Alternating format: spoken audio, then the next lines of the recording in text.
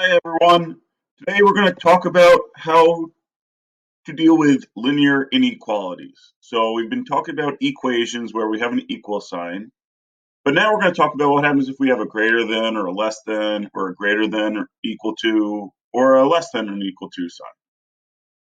We're going to show how to write it as a statement, mathematical statement, and we're also going to learn how to graph them because sometimes we can only show them graphically. There's no way to simplify it algebraically.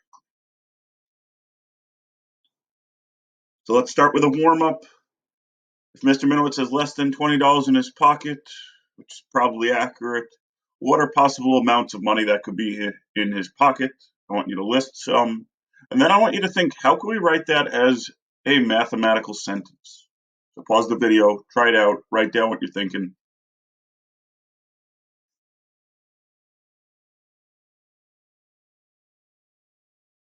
Okay, so I just picked a random number. You could have picked any number.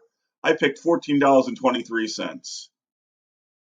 Now, a concise way to write this is I have between 0 and 20, and I can have 0 because it doesn't say I can't have 0, but I can't have less than 0. So x is between 0 and 20, and it includes 0. So 0 is less than or equal to x is less than or is less than 20. Okay, I could also write that as two sentences and say that I have greater than or equal to $0 and I have less than 20. So I can write it as two math sentences and math inequalities. So today we're talking about inequalities, which is when we have a symbol other than the equal sign. And the system of inequalities just means we have a bunch of inequalities that we have to graph or solve together. So one variable linear inequality is an inequality with just one unknown. Generally it's x, it could be anything, and I want us to show it graphically and tell us, is x greater than something or is x less than something? And there's going to be a few steps to doing so. So the first step, okay, we're going to treat it like an equality. Treat it like an equation and solve. Okay, we're going to find where 2x minus 6 equals 4. We add 6, we divide by 2, we solve for x, and we can do that. And that's called the boundary point. Now what we're going to do with that is we're going to place it on a number line. Now over here, I see that I have an open circle. Since it's not equal to, it's just less than, there's no equal to bar, it's an open circle. If there was equal to, we put a closed circle and we graph it. Now I also graph the point 0 because I'm going to use that as a reference, because 0 we're going to see is either going to work in this inequality or it's not. It's one or the other. 5 is going to make it equal, which we don't want. But now we're going to test the side of the inequality. And that's where I say, I like to test 0. You can test any number you want. Some people really like testing the number right below it or above it. So some people will test 4 and they'll put 4 in the inequality. But I prefer to put 0 in because I can multiply by 0 pretty easily. So I'm going to test 0. 2 times 0 minus 6 is negative 6. Is that less than 4? I think about it and I know that's true. Negative 6 is less than 4. So 0 is going to work. Now you can test every single point on this left side and they will all work. And the opposite's true. If you test every point on the right side, none of them will work.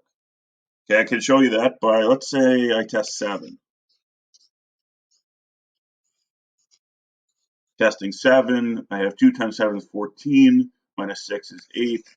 8 less than 4? No, that doesn't work.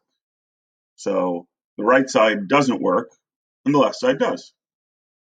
Now once I have the graph, okay, I have the arrow going this way, I can read it as x is less than 5. So to show it graphically, I have x is less than 5, and to show it algebraically, I have x is less than 5. Now for one variable inequalities, I can write a simplified statement like this.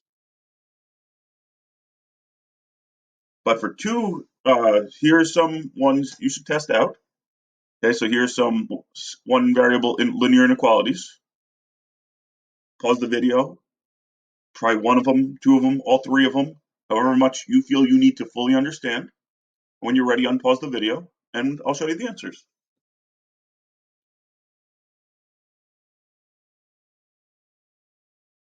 Okay, so let's take a look at some answers. Okay, here's the answers to the inequalities. Now, some teachers in the past might have told you special rules about multiplying and dividing by negatives and what happens to the sign, but I like just solving it and then testing a side. I always feel that that's efficient. I don't have to memorize extra rules. I'm great at solving. I'm great at putting numbers on a number line, so I can do that. And in all these cases, I tested 0, but you could test any point that's not the boundary point.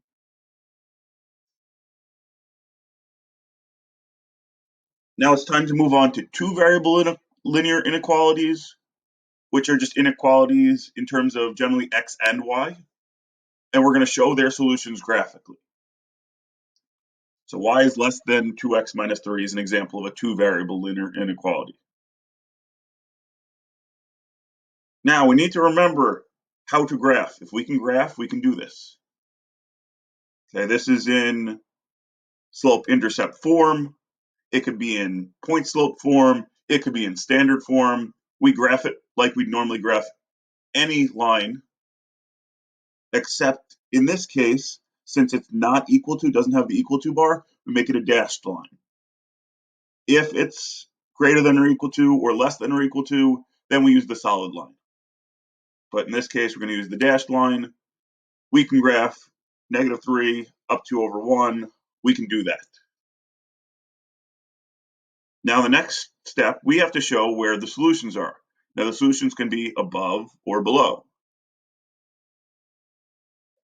I like to test a point. Now, like I like to pick 0 for a single variable inequality, I like to pick the point 0, 0, the origin, for two variable inequality. So I'm going to test 0, 0. I put it in to my inequality and see does it work or does it not work. And since 0 is not less than -3, I don't want to shade the 0, 0 side. I shade the other side.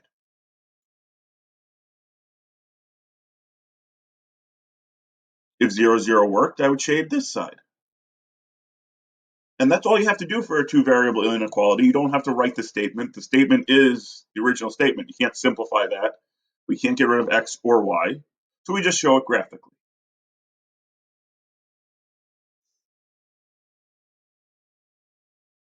Now here's some for you to try. I wrote one equation inequality in slope-intercept form. I wrote an inequality in standard form. And then this one on the left of the right is a bit of a challenge. I want you to see if you can do it. Pause the video, try it out. We'll check answers in a few seconds.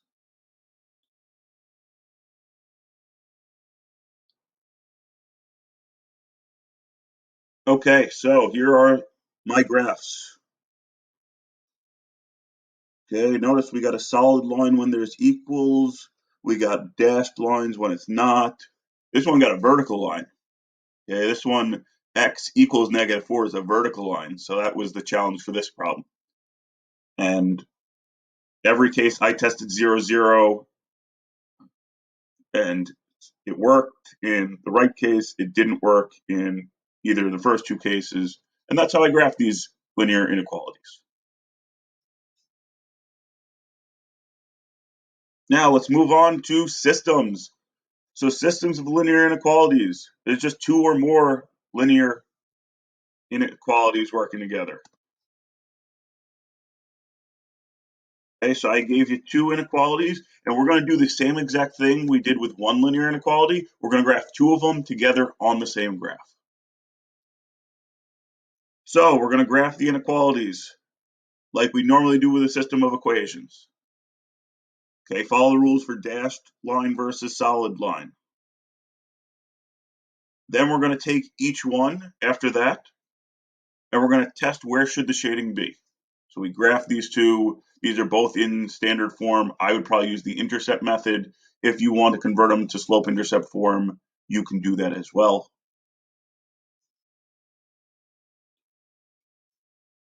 We're going to shade Each one, I like to use horizontal stripes and vertical stripes because I'm not super into using multiple colored pencils. Computer will help me with color as well, but I want us to be able to do it by hand. So what I would do for the red, I have color on there.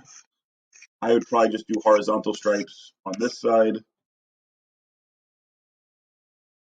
For the other inequality, I would do vertical stripes. Okay, do each one separately, but do it on the same graph. And then we see that there's going to be overlap. Okay, so the red had horizontal stripes, and I got to be careful to not do shading over here. Don't want to cross the line. Now for the blue, there was the second inequality, there was vertical stripes. And then my solution is where it's either double colored or double striped. Okay, it should be clear. And if you want to fill it in, you can really color it in here. Or you could show me that it's lattice, put an arrow. That's how you show where the solution region is. Now we're going to be using that region in the next lesson to test some of the points in there when we learn about optimization. So here's some practice for you to try. Here's two different systems. Try graphing them, try shading, try doing the stripes, whatever you feel is best. And then I'll show the answers when you unpause your video.